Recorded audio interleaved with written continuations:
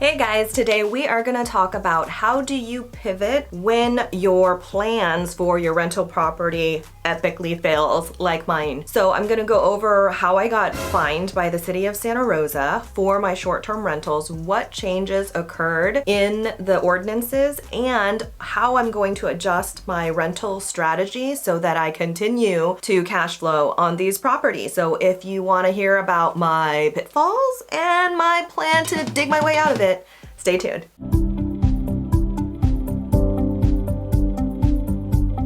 Hey guys, welcome back to Lifestyle Leaps. My name is DM, and as you know, I am financially independent as of the age of 35, and I did so only 7 years after filing for bankruptcy through starting my first business and learning finances, so on and so forth, right? So with that, I used the power of real estate investing combined with house hacking, short-term rentals, midterm rentals to supercharge my cash flow. And one of the things that I want to talk about in today's video is, well, one, to explain to you what horrific things have been happening in my life lately with my short-term rentals. And secondly, how to pivot and also how to calculate or account for these potential outcomes when you start to invest and when you're looking for a property to purchase, right? Because I always think about the long term. Even though I'm using short-term and midterm strategies to generate cash flow today, I still have to think about the long term. What if those strategies don't work out anymore for some reason? Can the house still cash flow? So I'm gonna go over that. All right, story time, boop, boop. So the city of Santa Rosa enforced a new emergency ordinance at the end of last year. Prior to that, they didn't have a stance on short-term rentals. They still wanted you to pay your transient occupancy tax, and that was about 12% of your gross rents collected for short-term rentals. But outside of that, they didn't really have any rules or regulations or specific stances on that. Well, suddenly there was an emergency ordinance put in place at the end of last year requiring all short-term renters will create like a permit application. They charge $1,200 per application and you have to have it for each unit. Then there was a long laundry list of things that you had to do in order to submit your application, and you couldn't be too close to other properties. You had to provide a plan, a layout of your space. You had to identify if it was hosted or unhosted, etc. I put in my application and I didn't hear anything back for months. I didn't think that was abnormal because the city is processing this new ordinance that they put in place. Well, then the city representative reached out to me and she had informed me that there were some plans that need to be fixed, and I cooperated, and over some exchanges back and forth, she said that the 2 permits that I had put in are totally fine and she's moving me forward. I didn't hear anything for months again. And again, I didn't think anything of it because they have a lot of processing to do. I finally follow up about 6 months later saying, hey, I just want to make sure that I follow up and see if my permits have been approved.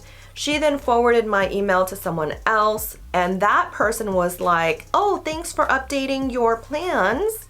They are now approved to move to the next phase. And I said, I did not just update my plans now. I updated them 6 months ago. But that clearly showed me that the city dropped the ball somewhere, and now I'm in this whole big ordeal with them where I can't even list my properties. They fined me $500 for having a live listing. They fined me another $1,000 for having the same live listing because I was in my 1-month honeymoon in Europe and I didn't even know I was getting these fines through the mail. And then they sent me another fine for a property that I didn't even apply for a short-term rental permit because I already sold the property. And I actually never used it as a short-term rental, but because the listing was live on Airbnb, they fined me for that too. I only published it live because my video editor needed photos to make a video for you guys. And it couldn't have accepted a booking, like it couldn't have accepted an instant booking. It would have caught my attention. I would have said that you can't book this property because I already sold it. That was another $500 fine. So in total, I have $2,000 worth of fines and 2 application fees of $1,200 each. This is how much I have spent so far for no help. Now we're at a place where I had to take my 2 short-term rental listings down simply because the city has not yet gotten to process my application, even though I submitted the application at the time that they required it, right? To wrap all of that nicely in a bow, because I don't feel very nice about it and I'm quite upset about it, I'm still talking to the city to figure out if they will be able to take any accountability for dropping the ball on my application. Let's just talk about the facts. The facts are, I've lost a few $1,000s here. Do I invest in a lawyer to try to get that money back? Is it even worth my time? I don't know. That is yet to be determined because I am still losing money every month, about between $2,000 to $3,000 a month in opportunity costs because I can't list my listing because they haven't issued me the permit that they said I'm approved for. The other thing though is that if you recall in my previous videos, if you haven't taken a look, go look at the ones where I talk about house hacking and converting multiple units out of your home. So in both of these units that I'm talking about, these are a section of the home. It's a 1-bedroom, 1-bathroom suite of a bigger home. I also have another space in those same homes where there's a main portion of the house that I rent to midterm renters, so it's furnished for 30 days or more. And there's another section that is converted, like I converted a garage into an ADU, an accessory dwelling unit, that I rent to a Section 8 long-term renter. That's one property. The other property that I live in, aside from this Airbnb suite, I have a junior accessory dwelling unit, which I have furnished midterm renter to oftentimes traveling nurses, and then I live in the main part of the home. And I tell you all of that because when you go buy a house, I want you to think about the exit strategies if your first strategy doesn't work.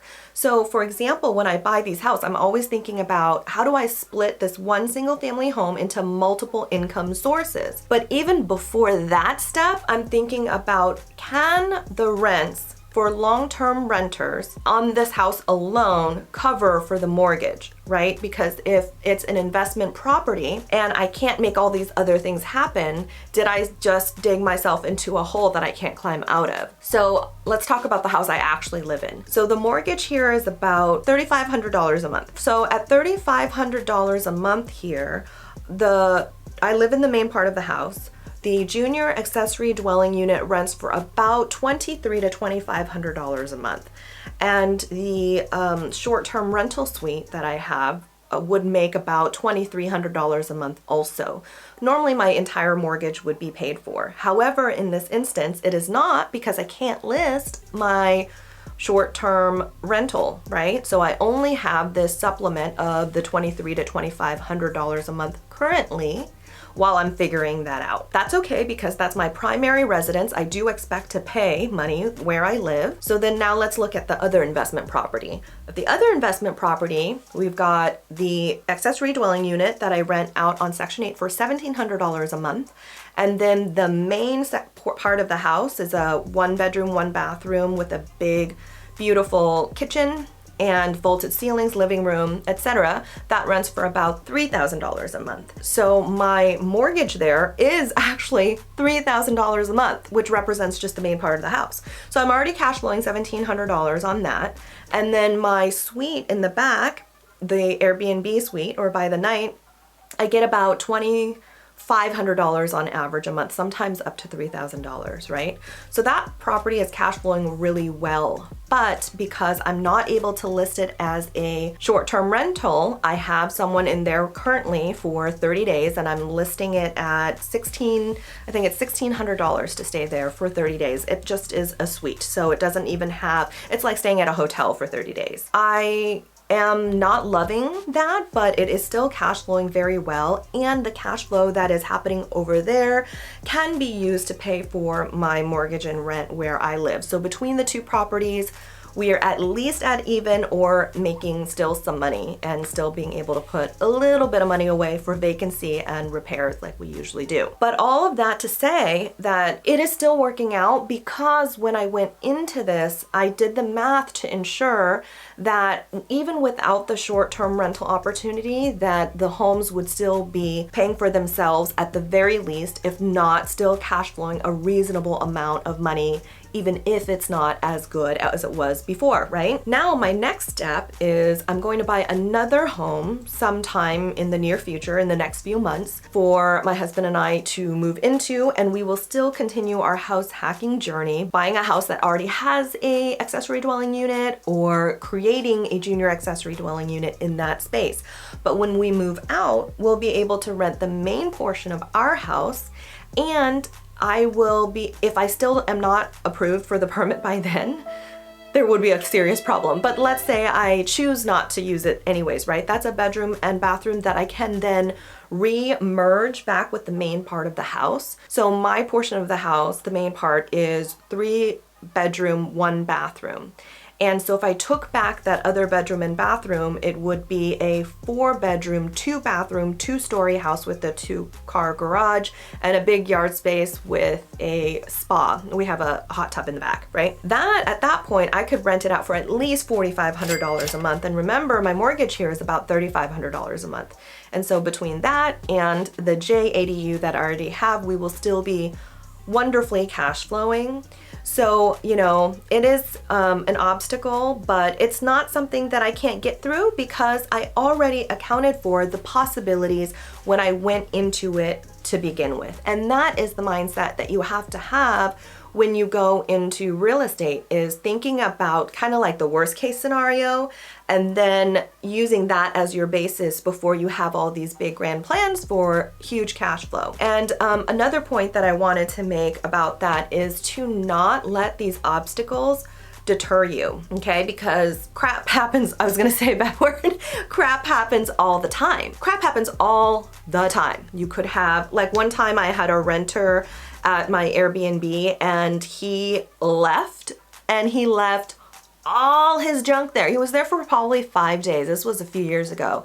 And he left like 4 suitcases worth of stuff scattered all over, and I had to like clean it out and move it and like threaten him and change the lock code because just in case he still had the key and all this stuff. Like, crap happens. You have to be resilient. You have to have confidence in yourself that you can problem solve, that you can get through the issue. You have to plan ahead to ensure that you can withstand the crap that will happen, and you'll be fine. I love real estate despite all the baggage that it comes with, because it has afforded me a life that I could not otherwise create at such rapid speed. Let's say down the road I get old and I'm like, I'm over this, you know, property management stuff. I'm over getting renters and doing all that stuff. Cool. Well, then I could hire a property manager and they can run my properties. I could sell at that point, which I will likely own the properties outright completely, and invest my money in safe ways to get a return on investment so that I could retire. I won't speak on that because, you know, I don't know what I'll do yet at that point. But while I'm able-bodied, while I'm clearly thinking and strategizing, real estate is the best vehicle for me to get to where I'm at. So I don't want these issues to be such an obstacle that it deters you